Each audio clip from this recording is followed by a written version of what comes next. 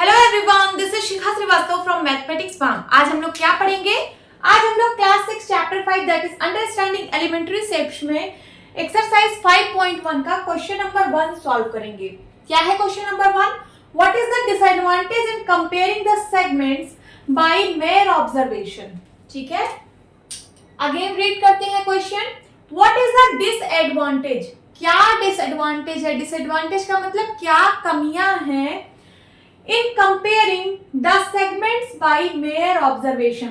जब हम सेगमेंट को कंपेयर करते हैं, ठीक है, दो या दो से ज्यादा सेगमेंट्स को जब हम कंपेयर करते हैं by mere observation. Mere observation का मतलब ऐसे देख के, सिर्फ अपनी आंखों से देखकर जब हम दो या दो से ज्यादा लाइन सेगमेंट को कंपेयर करते हैं तो उसमें क्या क्या डिसएडवांटेज हो सकता है। ठीक है, क्या उसमें डिसएडवांटेज आता है। तो देखिए, जैसे यहाँ पे मैं लाइन सेगमेंट बना रही हूं, ये लाइन सेगमेंट बनाया एंड ये लाइन सेगमेंट बनाया, तो आप इसको ऑब्जर्व करके बता सकते हो। सपोज इसका नेम मैंने ए बी सेगमेंट दिया और इसका नाम मैंने सी डी सेगमेंट दिया। ठीक है, तो आप इसको ऑब्जर्वेशन करके बता सकते हो कि यहाँ पे जो ए बी की लेंथ है वो सी डी की लेंथ से कम है। मीन्स ए बी छोटा है सी डी से, तो आप क्या लिख सकते हो? A B is less than C D. यहां तो आपने ऑब्जर्व करके बता दिया, बट अगर मैं बोलूं कि यहां पे एक सेगमेंट है सी डी, ठीक है, और एक सेगमेंट ये वाला है ई एफ, तो क्या आप इसको ऑब्जर्व करके बता सकते हो कि सी डी बड़ा है या ई एफ बड़ा है? क्या आप बता सकते हो? नहीं बता सकते हो। इसमें माइन्यूट सा एरर हो जाएगा। ठीक है, हो सकता है कि ये कुछ 5 सेंटीमीटर 2 mm की हो, या फिर ये हो सकता है 5 सेंटीमीटर 3 mm की हो, है, कुछ mm का डिफरेंस हो जाएगा, कुछ एरर आ जाएगी, है ना। तो आप ऐसे ऑब्जर्व करके इसको नहीं बता सकते, अपनी आंखों से देखकर नहीं बता सकते कि इसमें कौन सा बड़ा है कौन सा छोटा है ना। आप फेल हो गए इस कंडीशन में। तो वही डिसएडवांटेज आप लोगों को लिखना है कि जब आप अपनी आंखों से देखकर सेगमेंट को कंपेयर करते हो तो क्या डिसएडवांटेज आता है। तो यहाँ पे देखिए, आप कंपेयर नहीं कर पा रहे हो क्योंकि ये लगभग इक्वल लाइंस हैं, इक्वल लाइन सेगमेंट्स हैं लगभग, है ना। एमएम में इनका डिफरेंस होगा, बट हम नहीं बता सकते कि यहाँ पे कौन सी लाइन बड़ी है कौन सी लाइन छोटी है। आप इसका आंसर लिखिए, the disadvantage in comparing the segments by mere observation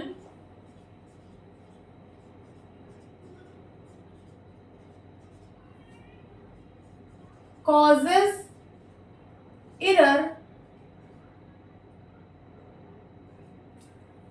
error due to improper viewing।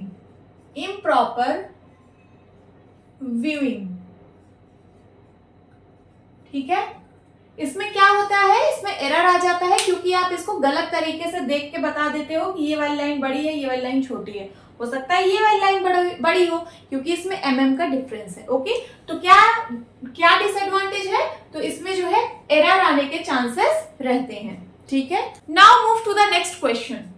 क्या है question number 2?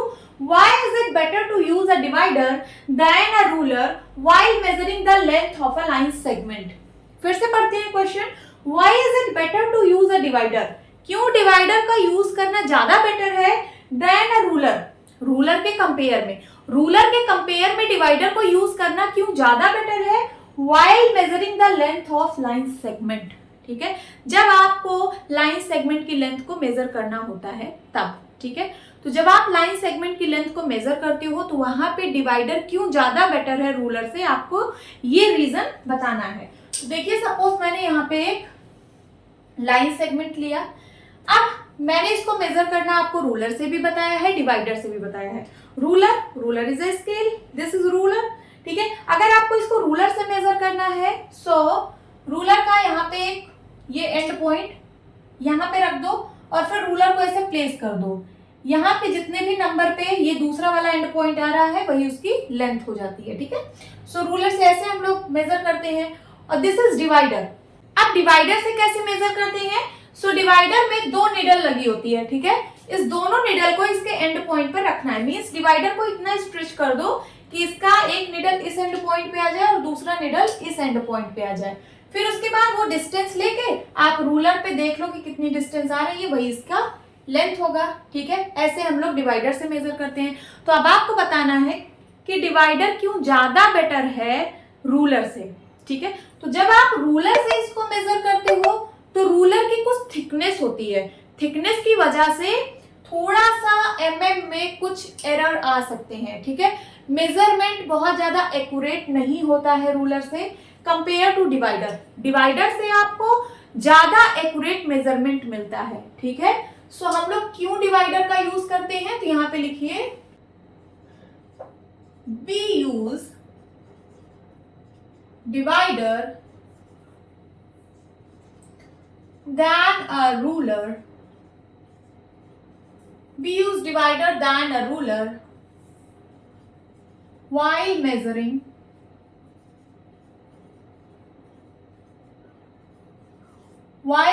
the length of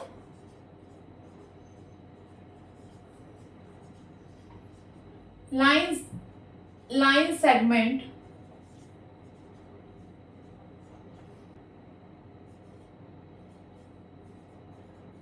because accurate measurement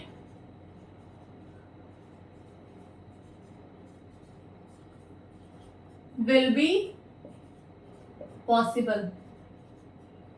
Because accurate measurement will be possible. क्योंकि आपको डिवाइडर से जो है वो ज्यादा एक्यूरेट मेजरमेंट मिलता है, इसलिए हम डिवाइडर का यूज करते हैं, ठीक है। Now move to the next question. क्या है question number 3? Draw any line segment से A B, take any point C lying in between A and B, measure the lengths of A B, B C and A C, is A B is equal to A C plus C B. क्या कह रहा है question? चलिए एक एक करके diagram draw करते हैं। ड्रॉ एनी लाइन सेगमेंट से ए बी, ठीक है। आप एक लाइन सेगमेंट ए बी बनाइए, ठीक है। मैंने बना लिया ये line segment A B. Then उसके बाद take any point C lying in between A and B. कह रहा है कि एक पॉइंट सी ले लो जो ए और बी के कहीं बीच में लाई कर रहा है, ठीक है।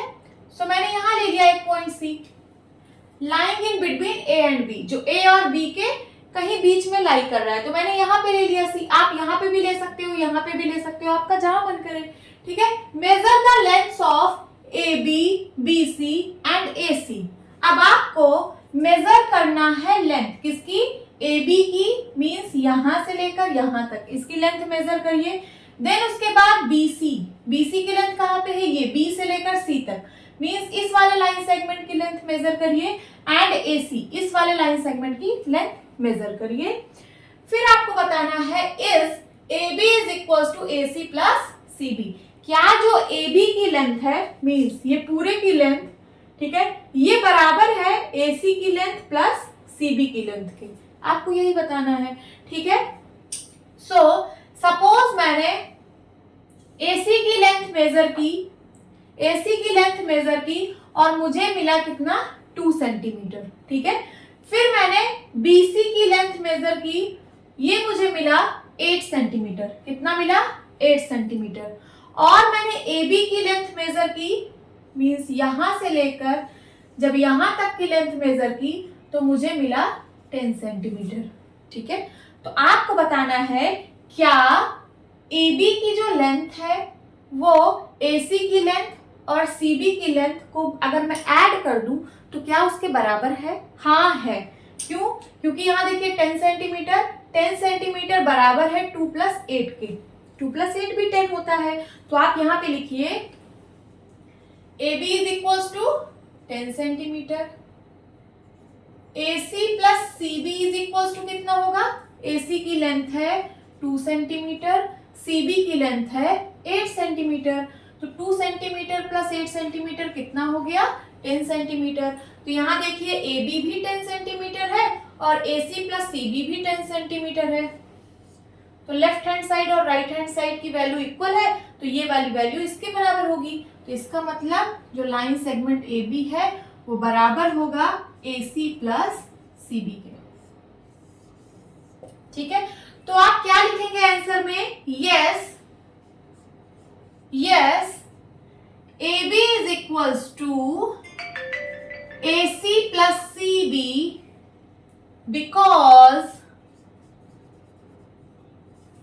because point C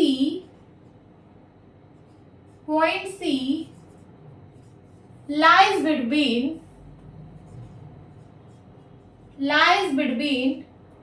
A and B, क्योंकि जो पॉइंट C है वो A और B के कहीं बीच में लाई कर रहा है, इसलिए AB की लेंथ AC और CB के बराबर होगी। This is your answer. Now move to the next question. क्या है question number 4? If A, B, C are 3 points on a line such that AB is equals to 5 centimeter, BC is equals to 3 centimeter and AC is equals to 8 centimeter, which one of them lies between the other two? क्या कह रहा है question? If A, B, C are 3 points on line, एक line है उस पर A, B और C तीनों पॉइंट लाई कर रहा है, such that AB is equals to 5 centimetre. AB की जो लेंथ है वो 5 सेंटीमीटर है, BC की जो लेंथ है वो 3 सेंटीमीटर है एंड AC की जो लेंथ है वो 8 सेंटीमीटर है। ये आपको गिवन है। आपको बताना है which one of them lies between the other two। आपको बताना है कि कौन सा ऐसा पॉइंट है जो दो पॉइंट के बीच में लाई कर रहा है। ठीक है, कौन सा ऐसा पॉइंट है जो अदर 2 पॉइंट के बीच में लाई कर रहा है। क्वेश्चन क्या कहना चाह रहा है, जैसे सपोज यहाँ पे मैंने एक लाइन बनाई, यहाँ पे P, Q, R 3 पॉइंट बनाया, तो बताइए कौन सा पॉइंट बीच में लाई कर रहा है अदर 2 के, तो यहाँ पे Q लाई कर रहा है। ठीक है, यहाँ पे आपको ABC पॉइंट से डील करना है, तो चलिए स्टार्ट करते हैं। सो मैंने यहाँ पे एक लाइन बनाया, दिस लाइन, इसी पर पॉइंट A भी लाई कर रहा है, B भी और C भी, such that AB is equal to 5 centimetre. Suppose मैंने यहाँ पे पॉइंट A डॉट किया, ठीक है, दिस इज पॉइंट A। फिर मैंने यहां से 5 सेंटीमीटर की लेंथ मेजर की, तो हमें यहां मिला B पॉइंट। कौन सा पॉइंट? B point. इसको मैं ऊपर लिखती हूँ इस A पॉइंट को। ठीक है, देन उसके बाद BC की लेंथ है 3 सेंटीमीटर। फिर B से मैंने 3 सेंटीमीटर की लाइन मेजर की, 3 सेंटीमीटर। हमें क्या मिला? हमें मिला C point and AC is equal to 8 centimetre, और जो AC की लेंथ है वो 8 सेंटीमीटर होगी। बिल्कुल होगी, क्योंकि जब AB की लेंथ 5 सेंटीमीटर, BC की लेंथ 3 सेंटीमीटर, तो AC क्या होगा? ये प्लस ये 8 सेंटीमीटर। ठीक है, अब आपको बताना है कि कौन सा पॉइंट अदर 2 पॉइंट्स के बीच में लाई कर रहा है। तो आपको यहाँ पे क्लियरली दिख रहा होगा कि पॉइंट B जो है वो A और C के बीच में लाई कर रहा है। ठीक है, तो आप कैसे लिखेंगे? AC is equals to AB plus BC। ये जो AC की लेंथ है दैट इज 8 सेंटीमीटर, ये इक्वल है किसके? AB की लेंथ के, मींस 5 एंड प्लस BC की लेंथ दैट इज 3। 5 प्लस 3 8, तो 8 इज इक्वल्स टू 8। तो अब मैं ये स्टेटमेंट लिख सकती हूँ AC is equals to AB plus BC। हाँ, सो आप क्या लिखेंगे? Here point B lies between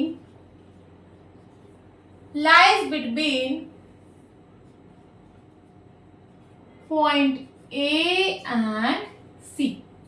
जो पॉइंट B है वो A और C के बीच में लाई कर रहा है। This is your answer. Now move to the next question. क्या है question number 5? Verify whether D is the mid point of AG। AG के ऊपर लाइन सेगमेंट का साइन बना हुआ है। मींस आपको बताना है कि ये जो D पॉइंट है ये क्या एजी का मिड पॉइंट है? ये जो डी पॉइंट है क्या ये एजी लाइन सेगमेंट का मिड पॉइंट है? अब मिड पॉइंट किसको बोलते हैं सबसे पहले ये समझते हैं। तो मिड पॉइंट का मतलब होता है एकदम बीचों बीच वाली वैल्यू, एकदम बीचों बीच, ठीक है।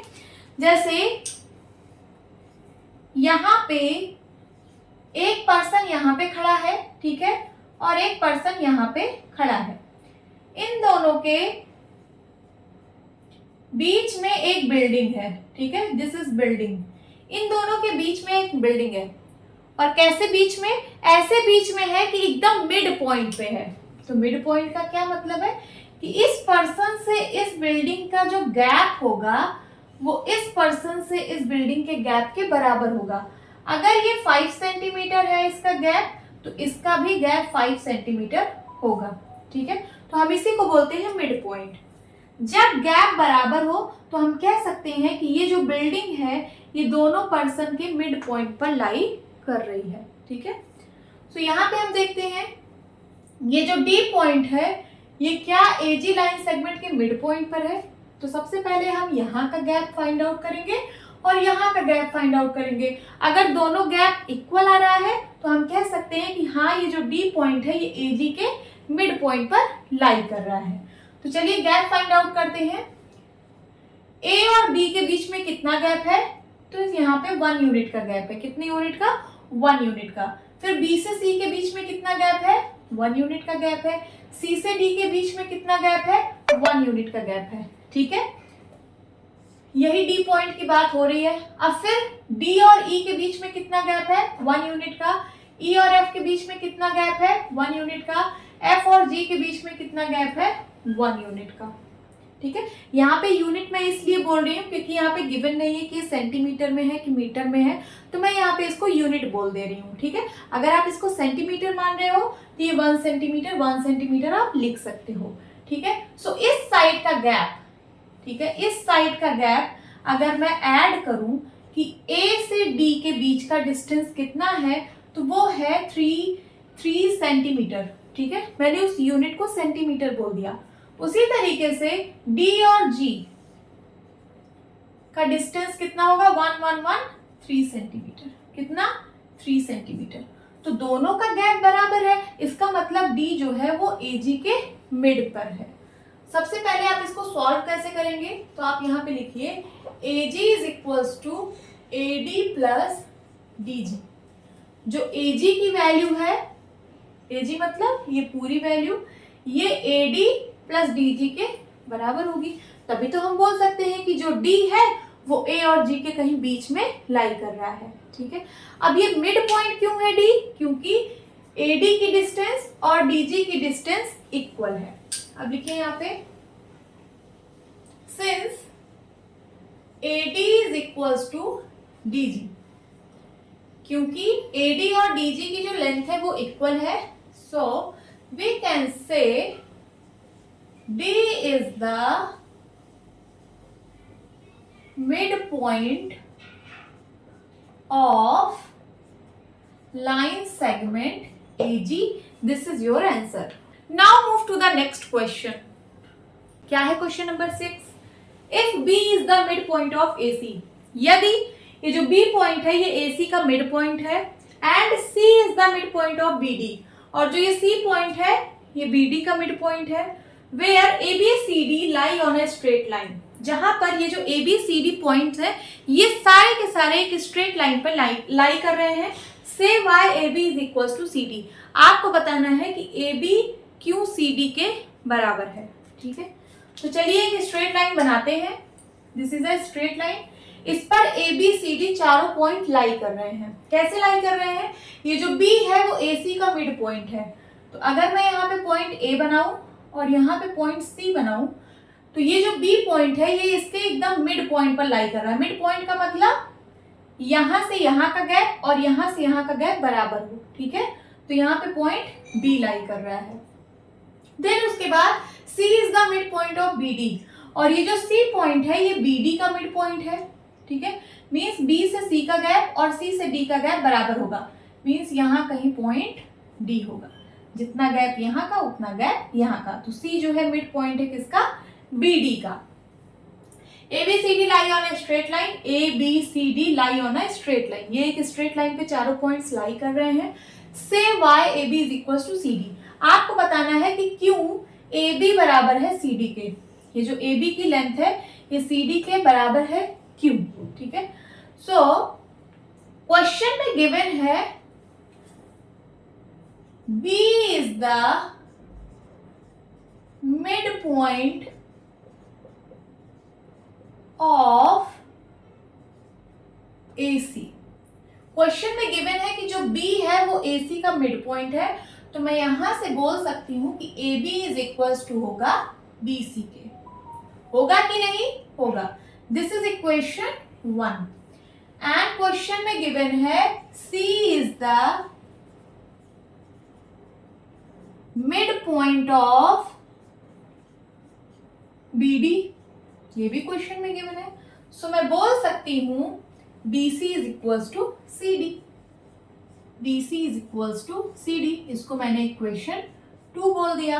अब फ्रॉम इक्वेशन 1 एंड 2 मैं ये देख रही हूं कि AB is equals to BC है और BC is equals to CD है। देखिए यहाँ पे फ्रॉम इक्वेशन 1 एंड 2 हम 1 और 2 से क्या देख रहे हैं कि जो AB की वैल्यू है वो BC के बराबर है और BC का जो वैल्यू है वो CD के बराबर है। सपोज मेरी हाइट मेरी फ्रेंड के बराबर है, ठीक है, मेरी हाइट मेरी फ्रेंड के बराबर है और मेरी फ्रेंड की हाइट उसकी फ्रेंड के बराबर है। तो क्या मैं बोल सकती हूँ कि तीनों की हाइट बराबर है? हाँ। सो मैं इसको लिख सकती हूँ AB is equals to BC is equals to CD। तो तीनों बराबर होंगे। जब ये बराबर ये और ये बराबर ये, तो तीनों इसका मतलब बराबर है। सो AB is equals to BC and BC is equals to CD. So we can say AB की वैल्यू CD के बराबर होगी, बिल्कुल होगी। तो मैं यहाँ पे लिख सकती हूँ AB is equals to CD। आपको यही क्वेश्चन में पूछा था कि से y AB is equals to CD। आपको ये बताना था कि क्यों AB की वैल्यू CD को बराबर है, तो मैंने यहाँ पे बता दिया। Okay, this is your answer. Now move to the next question. क्या है question number 7? Draw 5 triangles and measure their sides. Check in each case if the sum of the lengths of any two side is always less than the third side. ठीक है, क्या कह रहा है क्वेश्चन? Draw 5 triangles and measure their sides. आपको 5 triangle draw करना है और उसकी साइड को मेजर करना है। ट्राइंगल क्या होता है? तो ट्राइंगल 3 साइड का फिगर होता है। This is triangle. इसमें कितनी साइड होती है? 3 side. This is first side, second side and third side. तो आपको तीनों साइड की लेंथ को मेजर करना है। चेक इन ईच केस, फिर आपको हर केस में चेक करना है if the sum of the length of any two side is always less than the third side. आपको हर केस में चेक करना है कि लेंथ ऑफ टू साइड, ये जो लेंथ है टू साइड का, this is first side and this is second side, इन दोनों साइड की लेंथ का सम क्या तीसरी साइड से छोटा है? ठीक है, अगर आप इन दोनों साइड की बात कर रहे हो तो क्या इन दोनों साइड की लेंथ का सम इस वाली साइड से छोटा है? अगर आप इन दोनों साइड की बात कर रहे हो तो क्या इन दोनों साइड की लेंथ का सम तीसरी साइड से छोटा है? ये आपको चेक करना है। तो चलिए यहाँ पे हम एक ट्राइंगल बनाते हैं। This is triangle.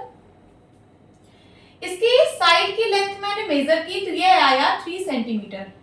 इसकी साइड की लेंथ मेजर की तो ये आया 7 सेंटीमीटर एंड इसकी साइड की लेंथ मेजर की तो ये आया 6 सेंटीमीटर। ठीक है, अब क्वेश्चन में कह रहा है कि किसी भी दो साइड की लेंथ का सम फाइंड आउट करो और देखो कि क्या वो तीसरी साइड से छोटा आ रहा है। तो चलिए इन दोनों का सम करते हैं। तो 7 सेंटीमीटर प्लस 3 सेंटीमीटर कितना होगा? 10 सेंटीमीटर। तो क्या ये तीसरी साइड से छोटा है? नहीं, तीसरी साइड से ये बड़ा है 10 सेंटीमीटर। ठीक है, अब इन दोनों साइड का सम करें अगर, सो 7 सेंटीमीटर प्लस 6 सेंटीमीटर कितना हो जाएगा? 13 सेंटीमीटर। तो 13 सेंटीमीटर क्या थर्ड साइड से छोटा है? नहीं, थर्ड साइड से बड़ा है। 3 सेंटीमीटर से बड़ा है 13 सेंटीमीटर। अब इन दोनों साइड का लेंथ का सम निकालते हैं। तो 6 सेंटीमीटर प्लस 3 सेंटीमीटर, कितना आ गया 9 centimetre.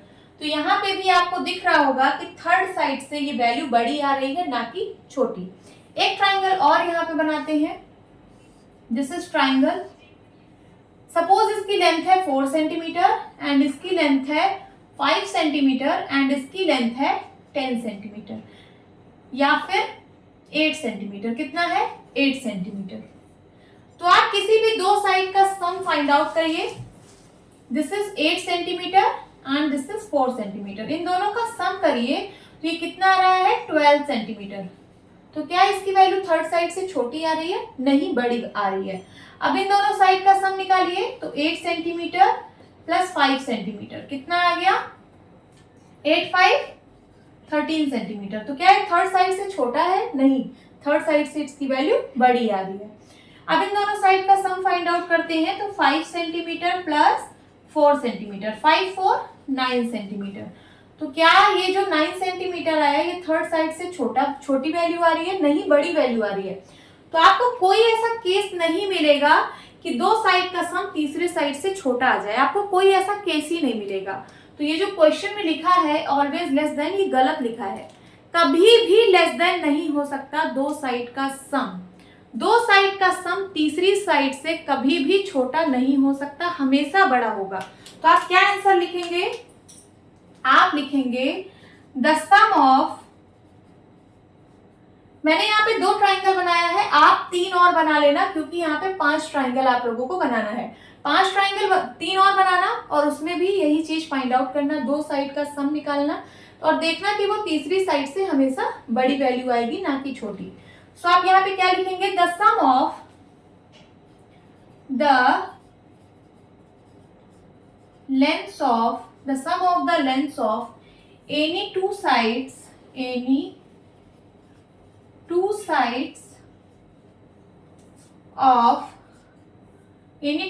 of a triangle can never be less than the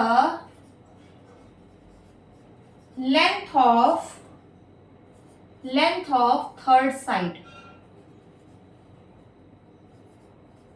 ठीक है, तो ट्राइंगल के किसी भी दो साइड का सम तीसरी साइड से छोटा नहीं हो सकता है। This is your answer.